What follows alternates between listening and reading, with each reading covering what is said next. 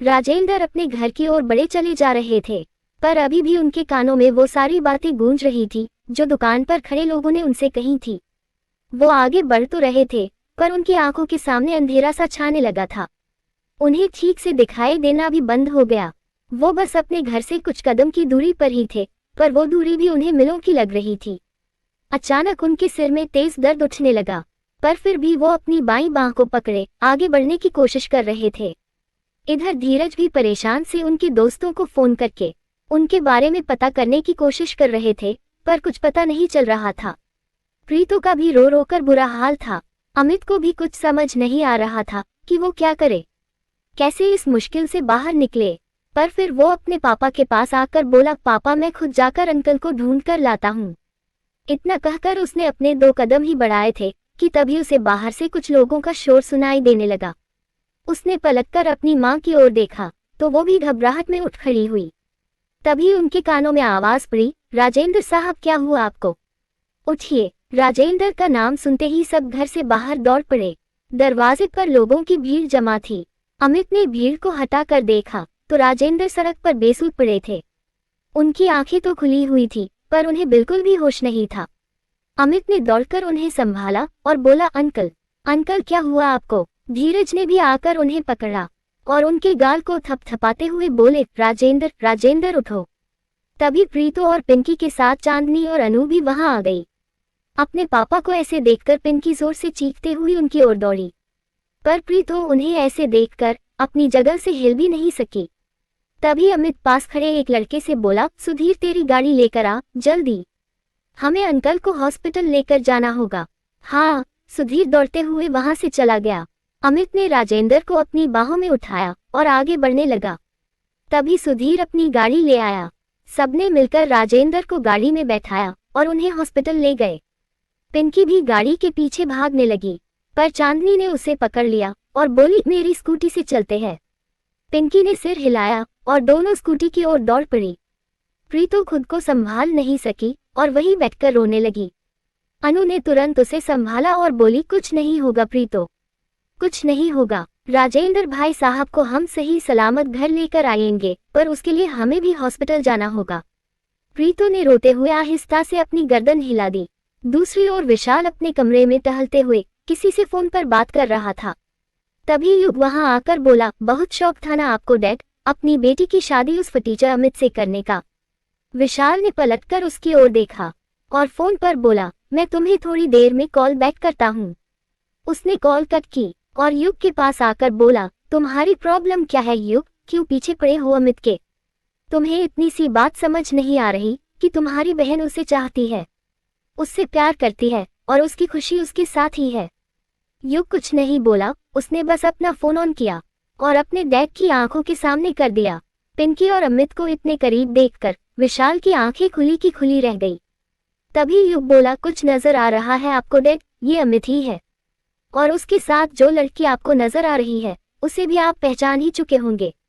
पिंकी है ये उसकी दोस्त। विशाल उसे एकटक देखने लगा। युग गुस्से में बोला, बताई थी मैंने आपको इस फटीचा अमित की असलियत, पर आपको तो हमेशा मैं ही गलत लगता हूँ। पर मैं आपको बता दूं कि ये वीडियो सोशल मीडिया पर उसकी अपनी बहन चांदनी ने डाला है। एक साथ 2 लड़कियों को घुमा रहा था वो अमित। क्या ये सब देखने के बाद भी आप अनाया की शादी उससे करेंगे? विशाल कोई जवाब नहीं दे सका। तभी युग ने उसके हाथ से अपना फोन छीना और वीडियो उसे सेंड करते हुए बोला, दुश्मन नहीं हूं मैं अनाया का, भाई हूं और प्यार करता हूं उससे। इसलिए चाहता था कि वो उस अमित और उसकी बहन से दूर रहे, पर ना वो मानी और ना आप। उस लड़की की शक्ल मम्मा से क्या मिलती है, आपको तो उसमें वही नजर आने लगी। इसलिए आपने फट से मेरी बहन की शादी उस लड़की के फटीचा भाई से करने का फैसला ले लिया। इतने बड़े बिजनेसमैन होने के बाद भी आप एक मामूली से लड़के की असलियत पता नहीं कर सके। यही फर्क है आप में और पापा में। वो इंसान को एक नज़र में पहचान जाते हैं जो आपके बस की बात नहीं है। मेहरबानी करके अपनी इस खामी की सजा मेरी बहन को मत दीजिए प्लीज। इतना कहकर युग वहां से चला गया, पर विशाल बुत बना वही खड़ा रह गया। युग उसके रूम से बाहर आते ही मुस्कुराने लगा। वो अपना फोन घुमाते हुए सीढ़ियों से नीचे आते हुए बोला, फाइनली आज मेरा बदला पूरा हो गया। अब चांदनी पर से उसके घर वालों का भरोसा हमेशा के लिए उठ जाएगा। और इससे लिए मुझे उसके सारे सोशल मीडिया अकाउंट के पासवर्ड फिर से वही करने होंगे जो पहले थे, ताकि कोई उसके सच पर यकीन न करे और वो सबकी नज़रों से गिर जाए। तभी उसके फ़ोन की बेल बजने लगी। मनमीत की कॉल देखते ही उसने कॉल रिसीव की। व्हाट्सअप ब्रो, युग, एक बहुत बड़ी प्रॉब्लम हो गई है, दूसरी ओर से मनमीत बोला। युग वहीं सीढ़ियों पर बैठा और उसने मुस्कुराते हुए पूछा, कैसी प्रॉब्लम मनमीत? मनमीत फट से बोला, पिंकी के बाप को हार्ट अटैक आ गया है। ये सुनते ही युग उठकर खड़ा हो गया। Heart attack? वो ठीक तो है ना? मनमीत आईने के सामने खड़ा होकर अपने बाल झाड़ते हुए बोला, पता नहीं, डैड को उनके एक पड़ोसी से पता चला है।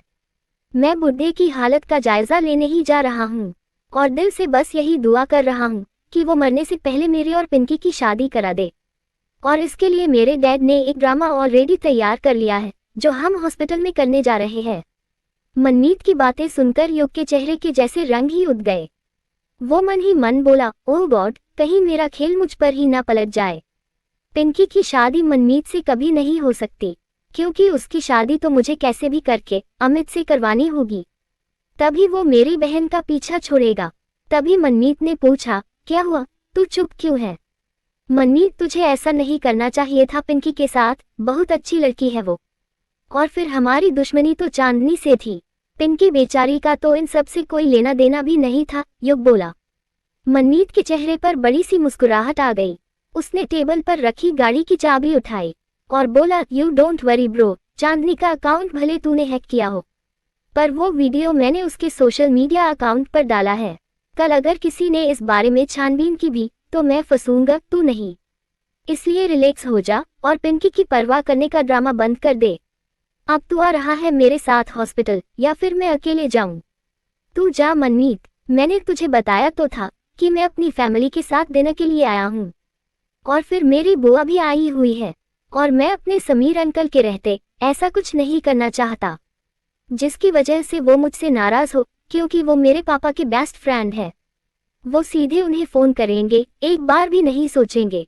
बहुत बड़ा फट्टू है यार तू युग, अपने पापा से इतना कौन डरता है? तूने 3 दिन की मेहनत के बाद चांदनी का अकाउंट हैक किया और फिर ऐन वक्त पर तुझ में अच्छाई जाग गई और तू पलटी खा गया। खैर कोई बात नहीं, मैं अकेले ही चला जाऊंगा, पर तुझे मेरी और पिंकी की शादी में आना होगा। मैं तुझे फोन करूंगा, प्लीज जरूर आना। या श्योर, अगर तेरी शादी पिंकी से हुई तो मैं जरूर आऊंगा। अब मैं फोन रखता हूँ, कृषि भैया मुझे बुला रहे हैं, बाय। इतना कहकर युग ने कॉल डिस्कनेक्ट कर दी और सीढ़ियों से नीचे जाते हुए बोला, पिंकी की शादी तुझसे होना ना उसके लिए सही है और ना मेरे लिए, इसलिए तू चाहे कितने भी हाथ पैर क्यों ना मार ले, मैं तेरी शादी उससे कभी नहीं होने दूंगा, कभी नहीं। दूसरी ओर हॉस्पिटल में सब लोग आईसीयू के बाहर खड़े हुए थे। प्रीतो वही बेंच पर बैठी रो रही थी और पिंकी एक तरफ खामोश खड़ी हुई थी। धीरज भी बड़ी ही बेचैनी से टहलते हुए बार बार आईसीयू की ओर ही देख रहे थे। चांदनी भी बहुत अपसेट थी, वो बस यही सोच रही थी कि ये सब किसने और क्यों किया। तभी अनु ने आकर उसकी कलाई पकड़ी और बोली, चल मेरे साथ। चांदनी कुछ नहीं बोल सकी और चुपचाप उनके साथ आगे बढ़ने लगी। राजीव ने भी अपनी गाड़ी हॉस्पिटल की पार्किंग में रोकी और हॉस्पिटल की ओर बढ़ने लगा। तभी अनु चांदनी को हॉस्पिटल से बाहर ले आई और उन्होंने उसकी कलाई छोड़ दी। चांदनी नजरें झुकाए खड़ी थी। अनु ने उसकी दोनों बाहें पकड़ी और उससे पूछा, सच सच बोलना चांदनी, ये सब तूने तो नहीं किया, तूने वो वीडियो वायरल नहीं किया ना? तभी राजीव वहां आ गया। चांदनी रोते हुए बोली, नहीं चाची, मैंने कुछ नहीं किया और मुझे नहीं पता कि किसने और क्यों वो वीडियो डाले हैं। मेरा अकाउंट सच में हैक हो गया है चाची। मैं कब से कोशिश कर रही हूँ अपने अकाउंट ओपन करने की ताकि वीडियो हटा सकूं, पर एक भी अकाउंट ओपन नहीं हो रहा है और फिर मेरे फोन की बैटरी भी डेड हो गई थी। मैं सच कह रही हूँ चाची, आपकी कसम। अनु ने उसके हाथ छोड़े और एक कदम पीछे हटी। उसने एक फोन चांदनी की ओर बढ़ाया और बोली, तेरा फोन है, चार्ज हो गया है, अपना फेसबुक अकाउंट ओपन कर। हाँ, चांदनी ने तुरंत अपना फोन लिया और अपना फेसबुक अकाउंट ओपन करने लगी, पर एक बार पासवर्ड डालते ही उसका अकाउंट ओपन हो गया। ये देखकर चांदनी की आंखें खुली की खुली रह गई। उसका चेहरा देखकर अनु ने उसके हाथों से फोन छीना और फोन देखने लगी। चांदनी का फेसबुक अकाउंट ओपन था। अनु ने उसकी ओर देखा और फिर से फोन बढ़ाकर बोली, अपना इंस्टा अकाउंट ओपन कर। चांदनी ने अपने कांपते हाथों से फोन लिया और अनु की ओर देखने लगी, जो उसे शक भरी नजरों से देख रही थी। चांदनी ने हिम्मत करके अपने इंस्टा अकाउंट का पासवर्ड डाला तो वो भी ओपन हो गया। चांदनी की आंखें एक बार फिर खुली की खुली रह गई। उसका चेहरा देखकर अनु ने एक बार फिर उसके हाथों से फोन लिया और उसे देखने लगी। चांदनी का इंस्टा अकाउंट भी ओपन हो चुका था। अनु ने गुस्से में उसे बहुत जोर से थप्पड़ मार दिया। चांदनी ने रोते हुए अपने गाल पर हाथ रख लिया। ये देखकर राजीव आगे बढ़ने लगा, पर फिर कुछ सोचकर उसने अपने कदम रोक लिए। मैंने कभी सपने में भी नहीं सोचा था चांदनी कि तू इतनी गिरी हुई हरकत कर सकती है। शर्म नहीं आई तुझे ये सब करने में? इतनी बेहयाई कहाँ से सीख ली तूने? अनु ने गुस्से में पूछा। चांदनी ने अपनी सफाई देनी चाही, पर अनु उस पर गुस्से में भड़की। कुछ मत कहना, कुछ भी मत कहना चांदनी, क्योंकि मेरी कसम खाकर भी अगर तू झूठ बोल सकती है तो अब मुझे तुझसे सच की कोई उम्मीद नहीं है। ये ले अपना फोन और घर जा। चाची मैं। चांदनी ने इतना कहा तो अनु गुस्से में चीखी, घर जा चांदनी अभी और इसी वक्त। पर चांदनी वहां से नहीं हिली। अनु गुस्से में खुद ही वहां से चली गई। उसके जाते ही चांदनी वहीं खड़ी होकर रोने लगी। तभी राजीव ने पीछे से आकर उसके कंधे पर हाथ रखा। चांदनी ने तुरंत पलटकर देखा तो उसके सामने राजीव खड़ा था। वो रोते हुए उससे आ लिपटी और बोली, मैंने कुछ नहीं किया है राजीव, मैंने वो वीडियो नहीं डाला और न ही मैंने चाची की झूठी कसम खाई है। मैं सच कह रही हूँ।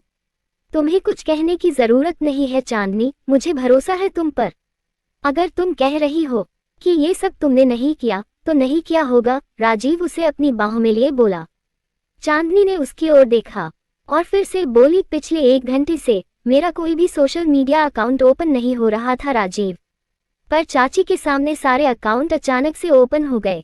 अब वो मुझ पर कभी ट्रस्ट नहीं करेगी और ना ही चाचाजी अमित और पिंकी करेंगे। सबको यही लगेगा कि ये सब मैंने किया है। राजीव ने मुस्कुराते हुए उसके आंसुओं को पोंछा और बोला, जब सच सबके सामने आएगा चांदनी तो सब तुम पर ट्रस्ट करेंगे और हम मिलकर सच सबके सामने लाएंगे। ये सब किसने किया और क्यों किया, वो वीडियो किसने बनाया और किसने एडिटिंग की, ये बहुत जल्द पता चल जाएगा। पर फिलहाल मुझे इतना तो समझ आ गया है कि ये जो कोई भी है तुम्हारे बहुत करीब और जान पहचान वाला ही है। पर कौन हो सकता है राजीव? मेरी तो किसी से कोई दुश्मनी भी नहीं है, चांदनी परेशान होकर बोली। राजीव उसके चेहरे पर आ रहे बालों को हटाकर बोला, वो हम पता लगा लेंगे, पर इस वक्त हमारे लिए सबसे ज्यादा जरूरी राजेंद्र अंकल की सेहत और उनकी फैमिली है। इस सारी सिचुएशन से कैसे बाहर आना है, उसका रास्ता निकालना फिलहाल हमारे लिए ज्यादा जरूरी है। चलो। इतना कहकर उसने चांदनी का हाथ थामा और हॉस्पिटल के अंदर जाने लगा। इधर जैसे ही डॉक्टर आईसीयू से बाहर आए तो धीरज और अमित तुरंत उनके पास आ गए। डॉक्टर साहब कैसी तबीयत है राजेंद्र की अब? धीरज ने परेशान होकर पूछा। तो डॉक्टर ने जवाब दिया, हालत क्रिटिकल है उनकी, इसलिए अभी हम कुछ कह नहीं सकते। हो सकता है सर्जरी की जरूरत पड़े, पर आप हौसला रखिए, हम अपनी तरफ से पूरी कोशिश करेंगे। फिलहाल के लिए ये इंजेक्शन मंगवा लीजिए आप।